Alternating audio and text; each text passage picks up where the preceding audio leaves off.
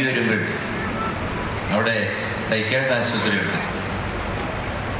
ആ ആശുപത്രിയിൽ എടുത്തുകൊണ്ട് പോണത് ഇപ്പോഴും എൻ്റെ ഓർമ്മകളിൽ വളരെ തെളിഞ്ഞു നിൽക്കുന്ന ഒരു കാര്യമാണ്. മാത്രമല്ല, ഞാൻ ചേട്ടൻ്റെ പുറകിലിരുന്ന് പാടിയതിൻ്റെ ഒരംശം മാത്രമാണ് ശാസ്ത്രീയ സംഗീതത്തിൽ എന്തെങ്കിലും എനിക്കുണ്ടെന്ന് നിങ്ങൾക്ക് തോന്നിയാൽ അത്രയേ ഉള്ളൂ. കാരണം 14 വർഷം ഞാൻ ചേട്ടൻ്റെ പുറകിൽ ആദ്യം തമ്പുരു ഇടാൻ വേണ്ടി ഒരു അവസരം തന്നു. അതിനുശേഷം ചേട്ടൻ പറഞ്ഞു, നീ സാപ്പാസ പിടിച്ചോളാൻ പറഞ്ഞു. ഏതെങ്കിലും ഒരു കീർത്തനം പാടുമ്പോൾ കുറച്ച് നീട്ടി പിടിക്കുമ്പോൾ നീയും കൂടെ നീട്ടിക്കുക. അപ്പോൾ ചേട്ടന് കുറച്ച് സംഗതികൾ പാടി ആ സായിൽ വരാൻ സാധിക്കും. അങ്ങനെ ഒരു അപ്ഗ്രഡേഷൻ കിട്ടി. അതിനുശേഷം പിന്നെ തമ്പുരു വേറൊരാളുടെ കൊടുത്തിട്ട് എനിക്ക് കൂടിയിരുന്ന് പാടാൻ അവസരം കിട്ടി. That was my first stage experience. 14-15 വർഷം ആ ഒരു സ്റ്റേജ് എക്സ്പീരിയൻസാണ് ഇന്നും എനിക്കൊരു വേദിയിൽ നിന്ന് പാടുമ്പോൾ എനിക്ക് കിട്ടുന്ന ഒരു നന്മ. പിന്നെ ഞാൻ അക്കനെന്നാണ് വിളിക്കുന്നത്. അക്കൻ എന്നെ പഠിപ്പിച്ചിട്ടുണ്ട്, ഒരുപാട് പഠിപ്പിച്ചിട്ടുണ്ട്. ചേട്ടൻ്റെ കൂടിരുന്ന് പാടിയിട്ടുണ്ട്. പിന്നെ എൻ്റെ ഗുരു ചേർത്തല ഗോപാലനായ സാർ, അതുപോലെ എല്ലാവരെയും ഞാൻ ഈ സമയത്ത് ഞാൻ ഓർക്കുന്നു. എന്തായാലും ഈ ഒരു ധന്യമായ മുഹൂർത്തത്തിൽ ഇവിടെ എൻ്റെ അക്കനും അതുപോലെ തന്നെ മോനുമായിട്ട് ഒരുപാട് ഓർമ്മകളാണ്. കാരണം മേടയിൽ വീട്ടിൽ ഞങ്ങളൊരു കൂട്ടുകുടുംബം എന്നുള്ളൊരു സങ്കല്പം ഇപ്പം ഇല്ല. അന്നൊരു കൂട്ടുകുടുംബമായിരുന്നു. അപ്പം അവിടെ വരാത്ത ആരുമില്ല. കാരണം എൻ്റെ ചേട്ടൻ അവിടെ ഉള്ളപ്പോൾ, പത്നി ചേച്ചി ഉള്ളപ്പോൾ അവിടെ വന്നവർക്കറിയാം ഭക്ഷണം കഴിക്കാതെ പോകാൻ പറ്റില്ല. അപ്പോൾ എല്ലാവരും അവിടെ വന്ന് കഴിച്ചിട്ട് എൻ്റെ അമ്മയായിട്ട് വെളിയിലിരുന്ന് സംസാരിച്ചൊരു മുറുക്കാനൊക്കെ നോക്കി അപ്പുറത്തെ അമ്പലത്തിൽ 2 അമ്പലമുണ്ട്, ശാസ്താംകോവിലും അമ്മക്കോവിലും, തൊഴുതിട്ട് പോകും. ഇതൊക്കെ തന്നതിൻ്റെ, ഈ ജ്ഞാനം ഞങ്ങൾക്ക് തന്നതിൻ്റെ അവകാശികൾ 2 പേരാണ്. ഒന്ന് മലബാർ ഗോപാലൻ നായർ, കമലാക്ഷി അമ്മ, 2 പേര്. അവരുടെ ഉദരത്തിൽ ജനിച്ചതിൻ്റെ ഒരു ജ്ഞാനമാണ് ഇന്ന് ഞങ്ങൾക്ക് കിട്ടിയ ഒരു ഭാഗ്യം. അതിൽ ഞങ്ങളാരും അഹങ്കരിക്കുന്നില്ല, അതിൽ അഭിമാനിക്കുന്നേ ഉള്ളൂ. അതുപോലെ തന്നെ ആ തലമുറയിൽ തന്നെ ഇദ്ദേഹത്തിനെ പാട്ടിന് കൊണ്ടുപോയതാണ്. പക്ഷേ ഓഡിയോ എൻജിനീയറിങ്ങിന് പോകണം എന്ന് പറഞ്ഞിട്ട് ഈ got now 3 national awards.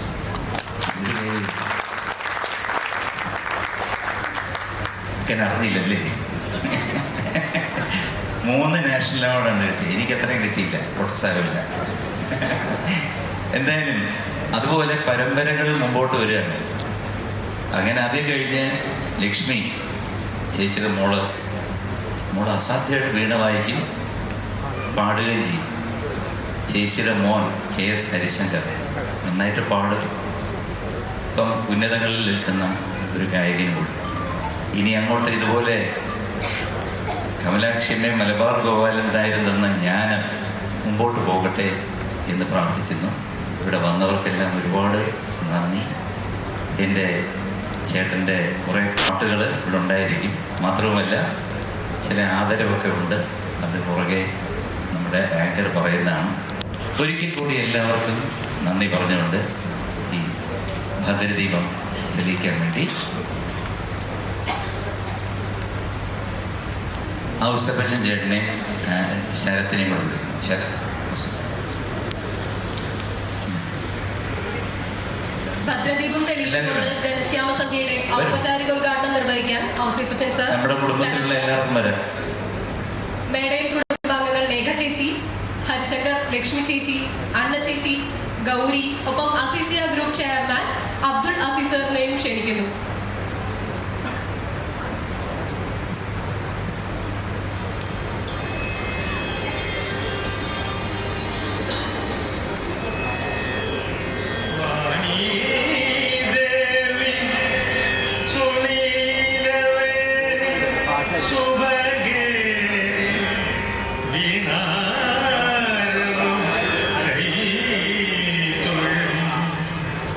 Wani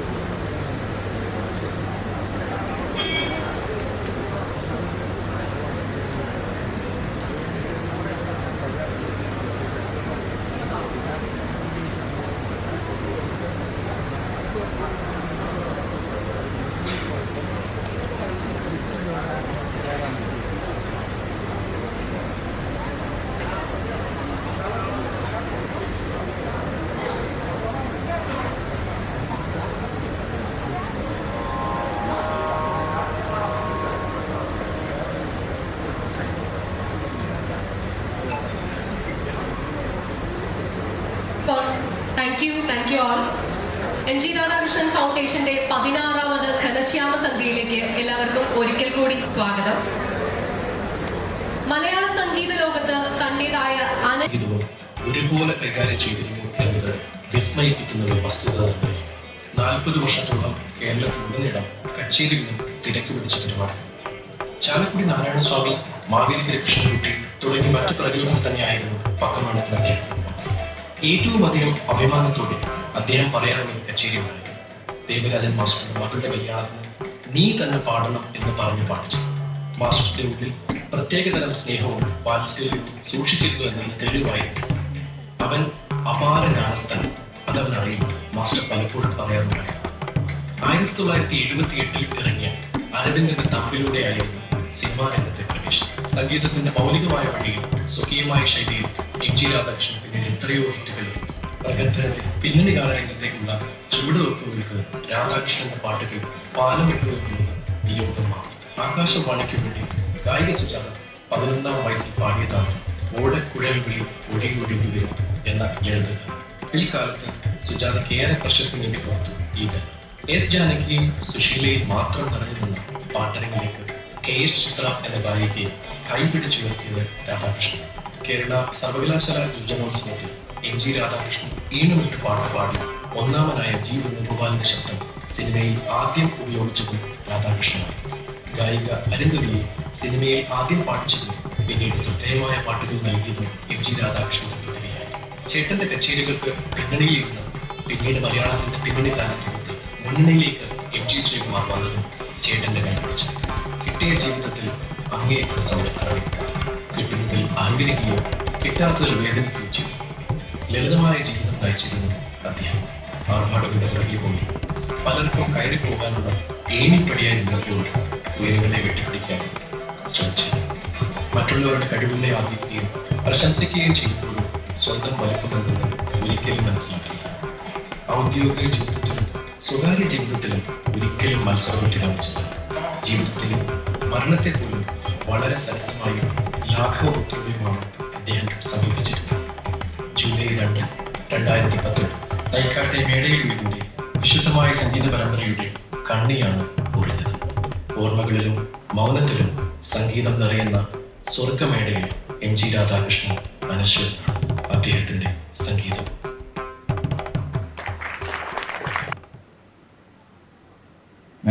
ശ്യാമസന്ധ്യ ഈ പാട്ട് കമ്പോസ് ചെയ്ത മേടയിലെ വിസിറ്റേഴ്സ് റൂമിൽ ഇരുന്നായിരുന്നു.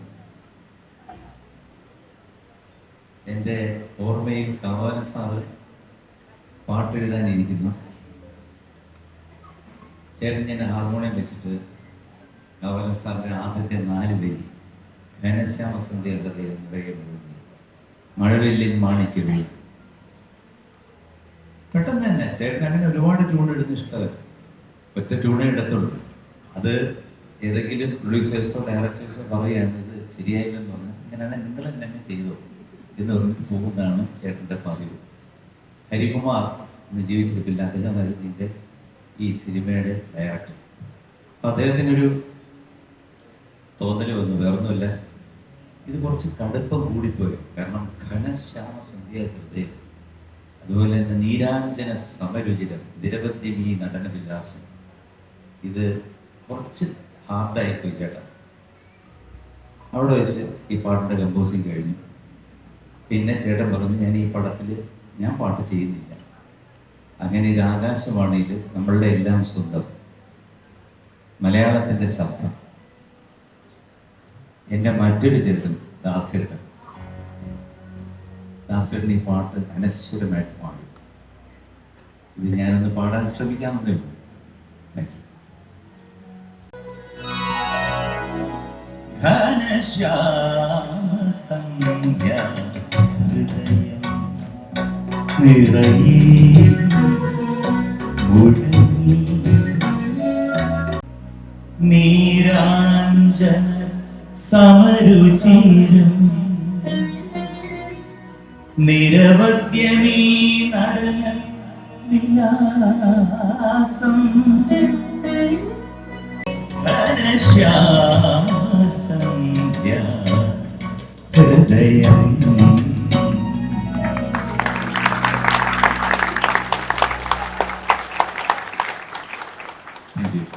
Thank you sir, thank you so much. ഞാൻ ആദ്യം തന്നെ എല്ലാവർക്കും നമസ്കാരം. ലൈറ്റ് കുറച്ചൊന്ന് കുറയ്ക്കാം.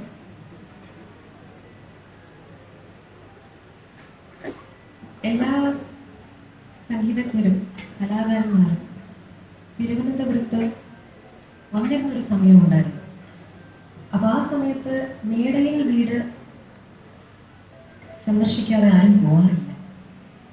കാരണം അവിടെയായിരുന്നു സംഗീതം നിറഞ്ഞൊഴുകുന്നത്.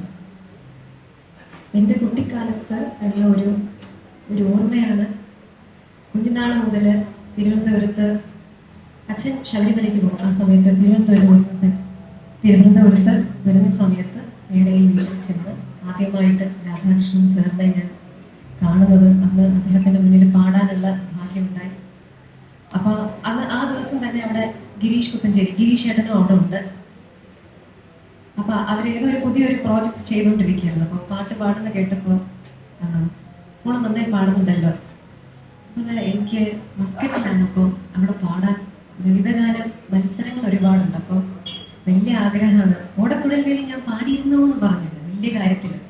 അന്ന് പാടുമ്പോഴൊക്കെ ഇടയ്ക്ക് വെള്ളമൊക്കെ ഇറക്കി. ഇപ്പം എൻ്റെ അനുഭവമൊക്കെ ഞാൻ പറഞ്ഞു. മോളൊരു കാര്യം ചെയ്യും, ഞാൻ മോൾക്കൊരു പുതിയൊരു പാട്ട് പറഞ്ഞു തരാമെന്ന് പറഞ്ഞിട്ട് അന്ന് ഗിരീഷ് ഏട്ടൻ പനി പിടിച്ചിരിക്കുകയാണ് അവിടെ. എനിക്ക് സംസാരിച്ചുകൊണ്ടിരിക്കും. ഇപ്പോഴും ഓർമ്മയുണ്ട്. ആ ഒരു പാട്ട് അവിടെ നിന്ന് എഴുതി അദ്ദേഹം അവിടെ വെച്ച് ട്യൂൺ ചെയ്ത് എനിക്കത് പഠിപ്പിച്ചു തന്നു. അതിൻ്റെ ഒരു രണ്ട് വരി ഞാൻ പാടും.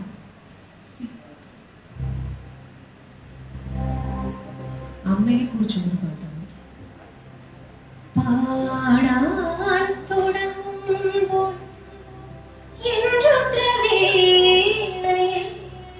പ്രണവ പഞ്ചാംഗം പകരുമന്നേ. പാടാൻ തുടങ്ങുമ്പോൾ രുദ്രവീണയിൽ പ്രണവ പഞ്ചാംഗം പകരുമന്നേ. നാവിൻ തുമ്പിൽ നീ വിടർത്തിടമേ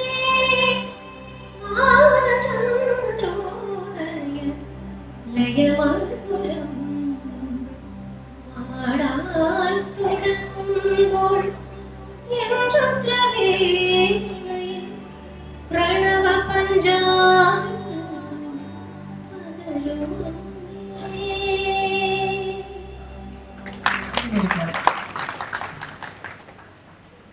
അന്ന് എനിക്ക് ഒരു സ്വാതന്ത്ര്യം തന്നിരുന്നു അദ്ദേഹം. മോളെ എന്നെ വല്യച്ഛാന്ന് വിളിച്ചോളൂ, ഇത് വല്യമ്മ. അപ്പം പത്മജ വല്യമ്മയും രാധാകൃഷ്ണ വല്യച്ഛനും അങ്ങനെയാണ് ഞാൻ അവരെ അഭിസംബോധന ചെയ്യാറ്. ഒരുപാട് നല്ല നല്ല ഓർമ്മകളുണ്ട്. അതിനുശേഷം മസ്കറ്റിലോട്ട് തിരിച്ചു പോയിട്ട് പിന്നൊരു തിരിച്ചു വരവുണ്ടായിരുന്നു. അതിൻ്റെ കഥ പിന്നെ പറയാം. ഇന്ന് നമ്മുടെ ഏവരുടെയും പ്രിയപ്പെട്ട ചിത്ര ചേച്ചിയുടെ മനോഹരമായ ശബ്ദത്തിലുള്ള ഒരു പാട്ടാണിത്. ഒരു ശ്രമം മാത്രമാണ്. എനിക്ക് ഏറെ ഇഷ്ടപ്പെട്ടൊരു പാട്ടാണ്.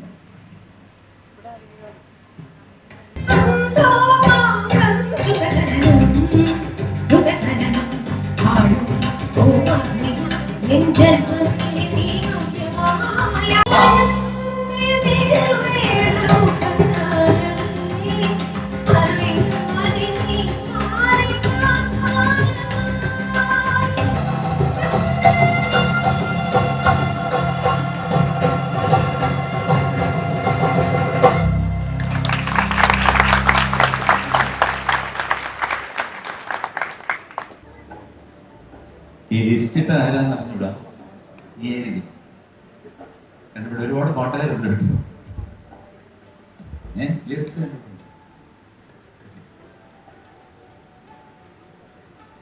ഇത് ഓൾ ഇന്ത്യ, ഈ ഗാനം ഓൾ ഇന്ത്യ റേഡിയോയിൽ റെക്കോർഡ് ചെയ്തപ്പോൾ ഒരു സംഭവം ഉണ്ടായി, പെട്ടെന്ന് ഓർമ്മ വന്നു.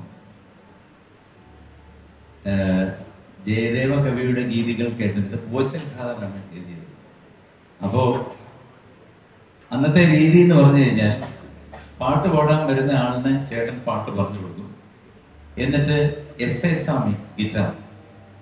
സ്വാമിയുടെ അടുത്ത് പറയണം, എടാ നീ ഒരു 16 ബാർ എന്ന് പറഞ്ഞാൽ 16 താളവട്ടം നീ വായിച്ചു, അല്ല മറ്റേ ബാറല്ല, ഒരു 16 ബാർ. അത് കഴിഞ്ഞിട്ട് ഫ്ലൂട്ട് KS ഗോപാലകൃഷ്ണൻ, ലെജൻസ് ആണ് ഇവരെല്ലാവരും. നീ ഒരു 8 16 ബാർ നിന്റെ സൗകര്യത്തിന് വെച്ചു. അത് കഴിഞ്ഞിട്ട് പിന്നെ ബാക്കിയുള്ള എല്ലാവരും കൂടെ ചേർത്ത് വായിച്ചിട്ട് ബീജിയമായി. ഒന്നും പറഞ്ഞു കൊടുക്കുന്നില്ല. ആ സമയത്ത് നമ്മുടെ KS ഗോപാലകൃഷ്ണൻ സാറ് ഫ്ലൂട്ടിലൊരു ഒരു സംഭവം വായിച്ചു. എത്ര സ്തുതി.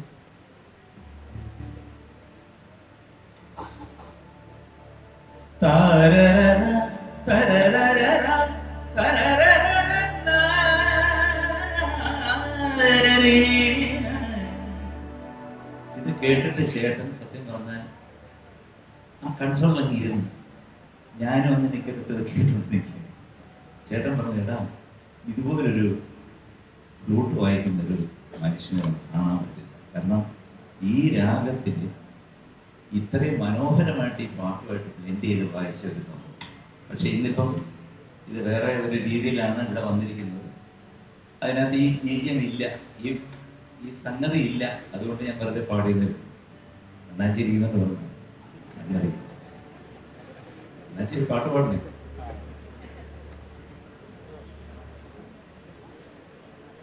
ജയദേവ കവിയുടെ ഗീതികൾ കേട്ടെന്റെ രാധേയുറക്കമായോ,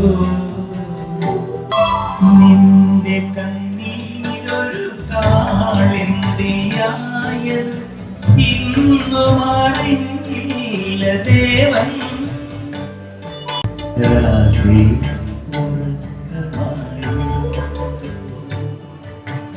രാധേ ഉറക്കമായോ.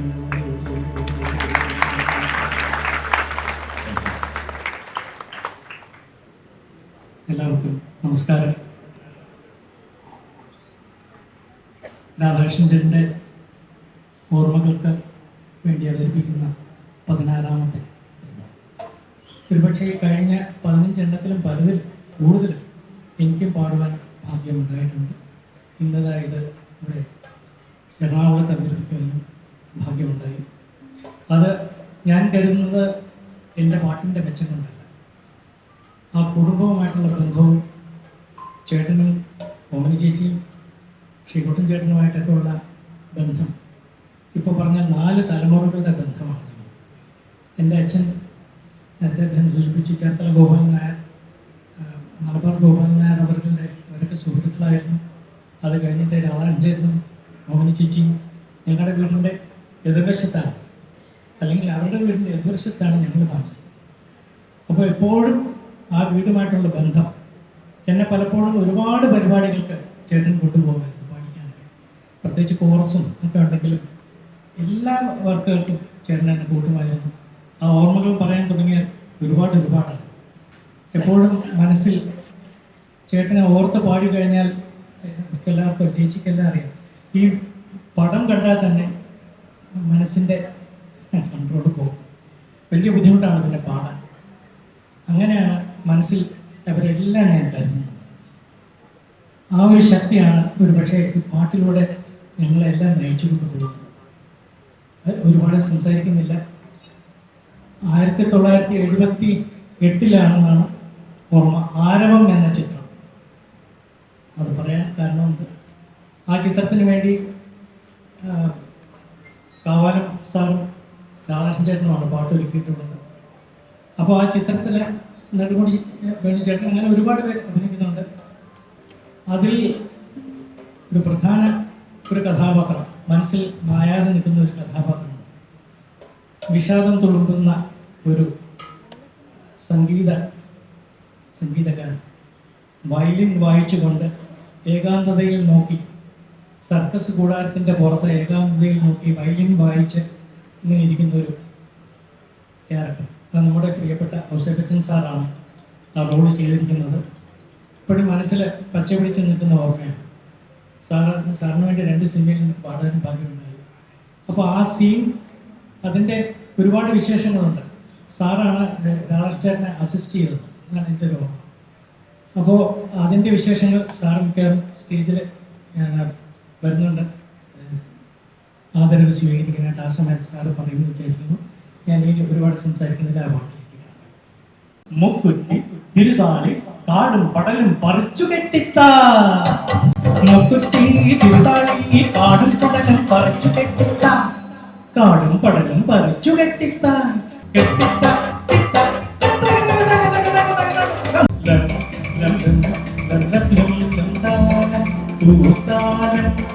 ചെമ്പൂതാലം ലം ലം ലം ലം ലം ലം ലം താലം പൂതാലം ചെമ്പൂതാലം.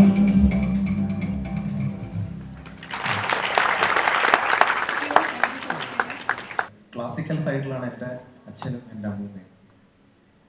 അമ്മൂമ്മയും അച്ഛനുമാണ് എൻ്റെ ശാസ്ത്രീയ സംഗീതം മൊത്തം എന്നെ പഠിപ്പിച്ചത്. പക്ഷെ വേറൊരു സൈഡുണ്ട് മേടയിൽ, ഈ പറഞ്ഞൊരു ഫിലിം സൈഡ്.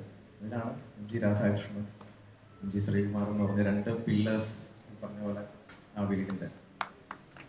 കൊച്ചിലെ ഞാൻ ഇതൊക്കെയാണ് കാണുന്നത്, കണ്ടു വളരുന്നത്. ഇത്രയും വലിയ സെലിബ്രിറ്റീസ് ഉള്ള ഒരു കാഴ്ചയാണ് ഞാൻ കാണുന്നത്. അതുപോലെ എൻ്റെ ചേട്ടൻ രാധാകൃഷ്ണൻ, ചേട്ടനാണ് എന്നെ ആദ്യമായിട്ടൊരു സ്റ്റേജിലേക്ക് പിടിച്ച് കയറ്റുന്നത് മാരിമേനസ് കോളേജിൽ. അപ്പോൾ എന്താ പറയുക, എനിക്ക് നിങ്ങളെല്ലാവരും ഇങ്ങനെ മുമ്പിൽ ഇരിക്കുമ്പോൾ എനിക്ക് എങ്ങനെ ഞാൻ സംസാരിക്കുന്നത് തന്നെ എനിക്കറിയില്ല. ഞാൻ അങ്ങനെ പറഞ്ഞു പോവാണ്. അതുപോലെ ആൻറ്റി, പിന്നെ അമ്മ, പിന്നെ എന്നെ എന്താ പറയുക, എന്നെ രണ്ടാമത് എന്നെ സിനിമയിലേക്ക് എന്നെ ഇൻട്രൊഡ്യൂസ് ചെയ്തത്, പക്ഷെ ഒഫീഷ്യലി ഫിലിമിലേക്ക് ഇൻട്രൊഡ്യൂസ് ചെയ്തത് എൻ്റെ ഗുരു ഔസേപ്പച്ചൻ സാറാണ്. സാർ അത് എന്താ പറയുക, ഞാൻ ആഗ്രഹിച്ചിരുന്നു സിനിമ പാടണം എന്നൊക്കെ ആഗ്രഹിച്ചിരുന്നു. പക്ഷെ അങ്ങനെയൊക്കെ ഒരു എൻട്രി കിട്ടുമെന്നൊന്നും അറിഞ്ഞിരുന്നില്ല. സാർ അന്ന് പാട്ടെന്തോ കേട്ടു, സാറിന് ഇഷ്ടപ്പെട്ട എന്നെ വിളിച്ചു. അതുപോലെ ശരത്തേട്ടനും ഇപ്പോൾ വിളിച്ചിട്ടുണ്ട്. അപ്പൊ എന്തായാലും ഞാൻ അധികം സംസാരിക്കുന്നില്ല. അടുത്ത പാട്ടെന്ന് പറഞ്ഞാൽ ചിറ്റപ്പൻ പാടിയ പാട്ടാണ്. അത് ഞാനൊരു ധൈര്യത്തിലങ്ങ് പാടാൻ പോകണം കേട്ടോ. എല്ലാവരും കൈയടിച്ച് ഓക്കെ. ചന്ദനമണി സന്ധ്യകളുടെ നടയിൽ നടനം തുടരുകയെ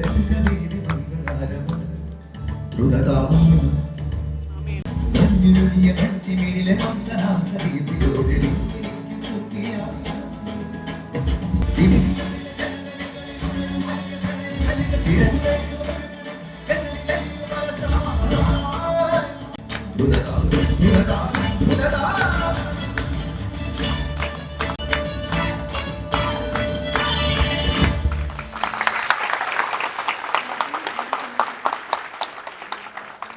ഒന്നും പറയാനില്ല. എനിക്ക് ഇന്ന് ആക്ച്വലി ഞാൻ ഭയങ്കര ജപജപയാണ് കേട്ടോ.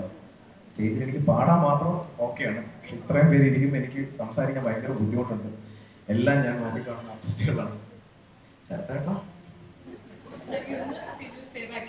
എനിക്കൊരു സ്നേഹ സമ്മാനം കൊടുക്കാൻ വേണ്ടി ശരത്തേട്ടനാണോ? ഔസേപ്പച്ചൻ സാറിനെയും ശരത് സാറിനെയും രണ്ടുപേരെയും സ്വാഗതം ചെയ്യുന്നു.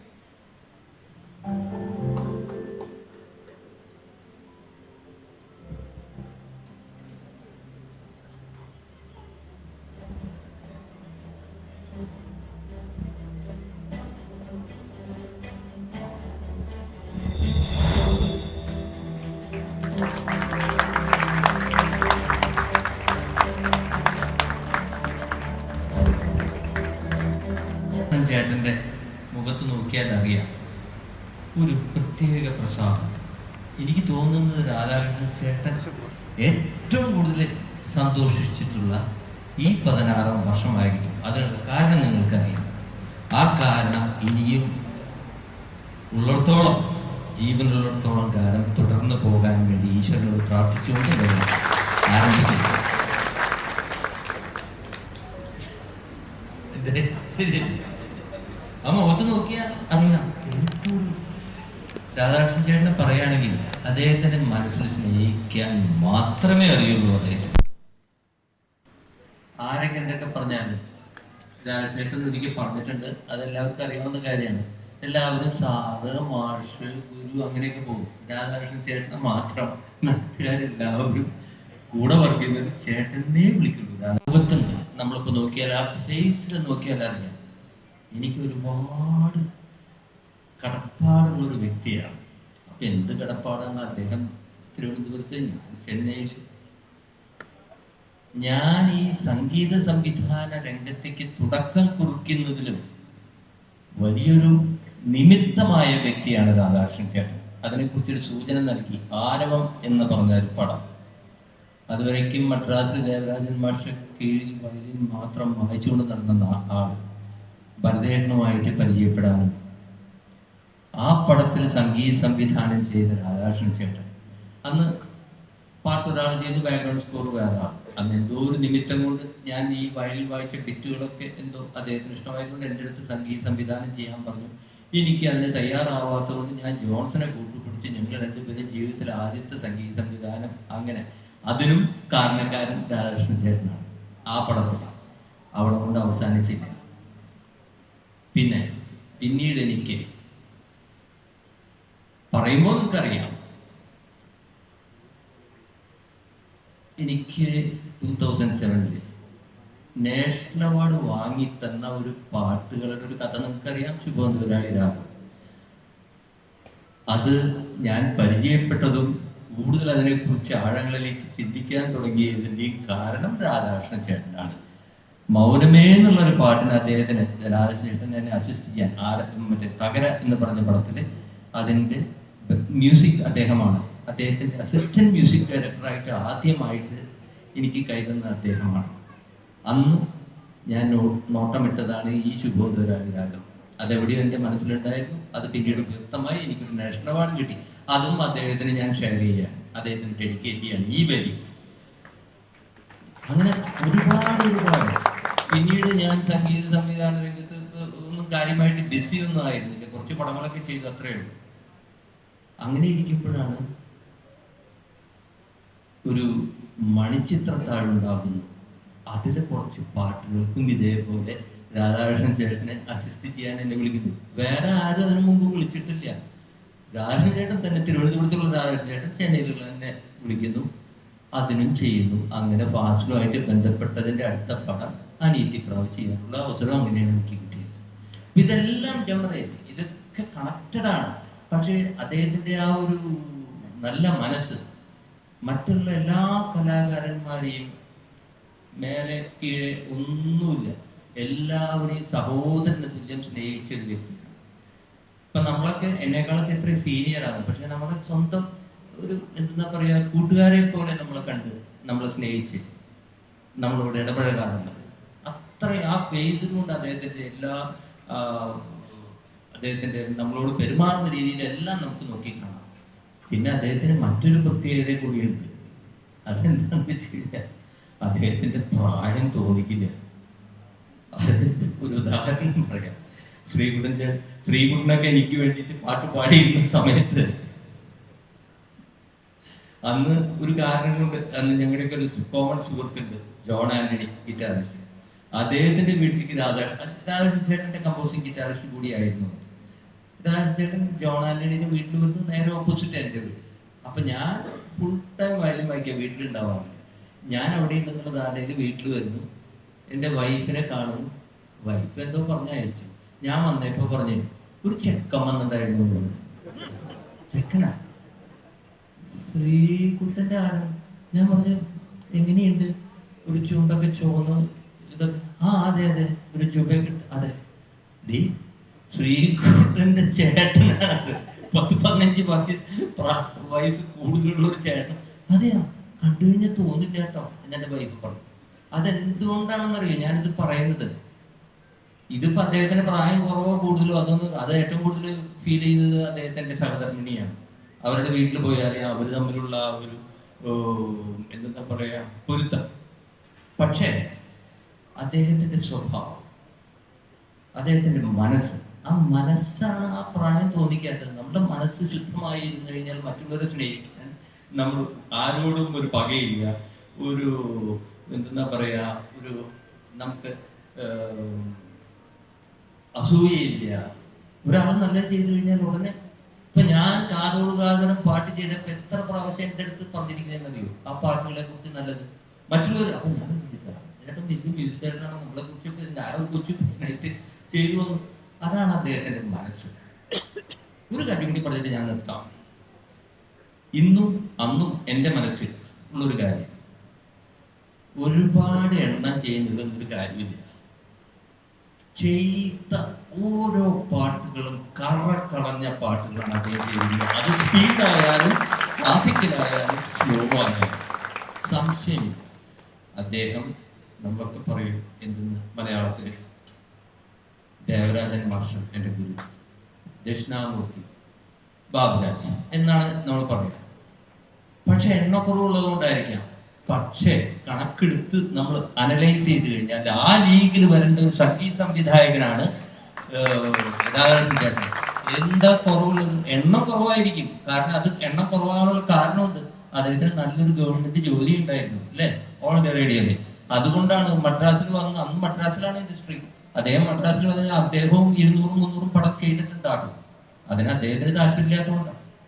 പക്ഷെ അദ്ദേഹം അവരുടെ അതേ ലീഗില് ഒരു കസേരയിട്ടിരിക്കാൻ അർഹതപ്പെട്ട വ്യക്തിയാണ് രാധാകൃഷ്ണൻ ചേട്ടൻ. അദ്ദേഹത്തിന്റെ പേരിലുള്ള ഈ അവാർഡ് എനിക്ക് വാങ്ങിച്ചതിൽ വളരെ സന്തോഷമുണ്ട്, നന്ദിയുണ്ട്. എല്ലാവരും മനസ്സിലാക്കുകയും കുടുംബത്തിനോടും എല്ലാവരും തന്നെ നന്ദി പറഞ്ഞു.